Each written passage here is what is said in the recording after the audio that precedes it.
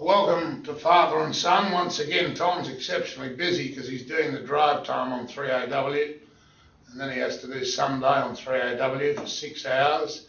So he just hasn't had the time because he's got another job as well, running his hedge fund. So I'm doing it on my own. Well, as we know, it's now Thursday, the 17th of November, and the President of the United States spent his first day in Australia yesterday, and he's addressing the Parliament today and going to Canberra tomorrow. Great fillip for Julia Gillard. She'll go up in the polls because they seem to get on so well, and it was good to see Australia give Obama such a rousing welcome.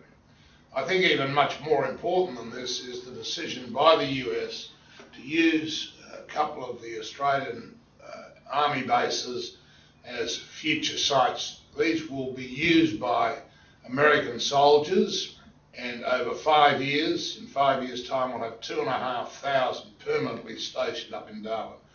Now, this helps the defence of Australia's north significantly, and it will also mean, I think, that they'll be able to make some reductions in defence equipment, because the US will have a lot of equipment at the bases. It's not going to be a US base, it's going to be an Australian base. So it's a big plus for Australia, and very, very good. The other major talking point of the week was Julia Gillard's decision to reverse the matter on Indian uranium. Now, you have to go back in time. Howard gave permission in his last years for India to buy Australian uranium, although they were not parties to the Non-Proliferation Pact to stop uranium being used for wartime purposes. Rudd came in and reversed it. Stupid decision, meaning that a lot of uranium which we now produce can't go to India, so it's lessened the sales.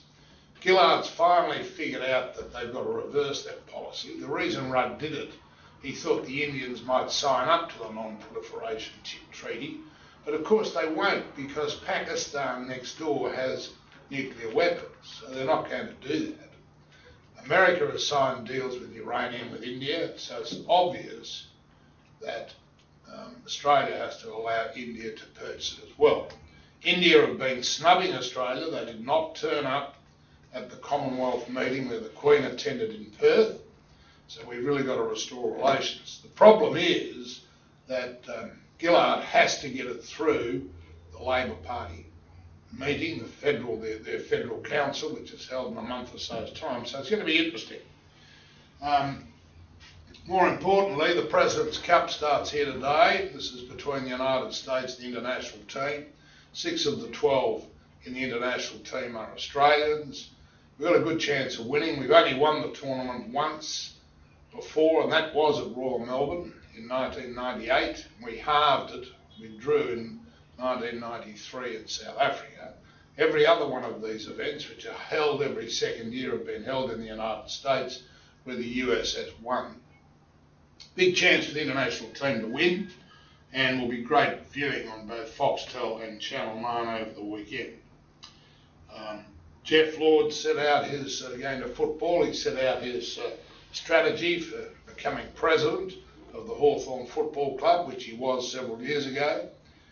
He's forcing an election there as Jeff Kennett retires. I don't think my inside information tells me Jeff won't win, but I think it's good that he's standing, and I'd like to see him win.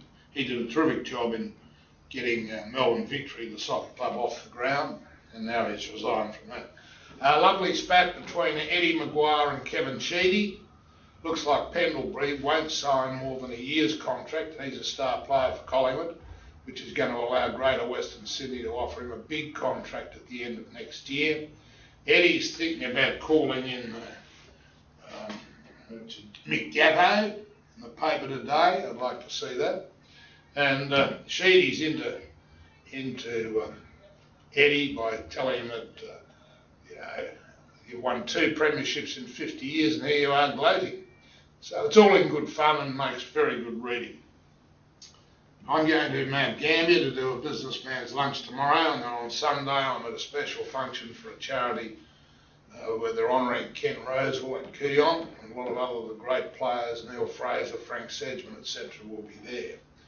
If you want any business speeches done or for sporting clubs, I'm always available, and I'm much cheaper than my mate Sam Kekovich, who charges a squillion. Well, that's about it for this week. Hopefully we'll have a great sporting weekend. Oh, and the other one is, of course, the second test starts tonight against South Africa.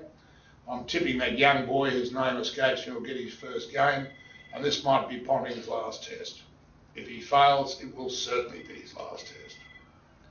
Thank you for watching. We'll see you all next week.